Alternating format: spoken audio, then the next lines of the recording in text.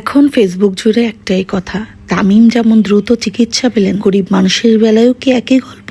লাইনের পর লাইন দাঁড়িয়ে থাকতে হয় হাসপাতালের জরুরি বিভাগের সামনে। গরিব মানুষেরা তো আর তামিম না। তামিম যেভাবে চিকিৎসা পেলেন, গরিব মানুষেরা তো সেভাবে চিকিৎসা পায় না। তামিম যখন অসুস্থ হলেন 2 ঘন্টার ভিতরে তার চিকিৎসার আয়োজন সম্পন্ন। এত জলদি তামিম চিকিৎসা পেলেও দেশের মানুষ কি তা পাচ্ছে? এমন প্রশ্ন নিয়ে আমির রানা গালিব বয়ের নির্মাতা মাহমুদ হাসান তাবিব ফেসবুকে একটি পোস্ট করেছেন। সেখানে তিনি কাব্যিক ছন্দে তুলে ধরেছেন অসুস্থ তামিমের গল্প। তামিম ইকবাল যখন বুকে ব্যথা পান 2 ঘন্টার মধ্যে এনজিওগ্রাম, রিং সব সেরে ফেলেন ডাক্তার। একটা দেশের মূল্যবান ক্রিকেটার, তাই তার প্রাণ বাঁচাতে দেরি নেই। হাসপাতালও তখন সেবা দেয়, দেরি করে না। আল্লাহর রহমতে তামিম ভাই বেঁচে আছেন। কিন্তু যারা তামিম না, যারা শুধুই নাগরিক, তাদের বুকে ব্যথা মানেই বুকের উপর ভর্তি ফর্ম, সিরিয়াল অ্যানালাইসিস ফি, প্রতীক্ষার ওয়ার্ড, আর হয় একটা শোক বার্তা। এখানে সেবা পেতে হলে তুমি ধনী হতে হবে, জনপ্রিয় হতে হবে, নয়তো হতে হবে নিছক ভাগ্যবান।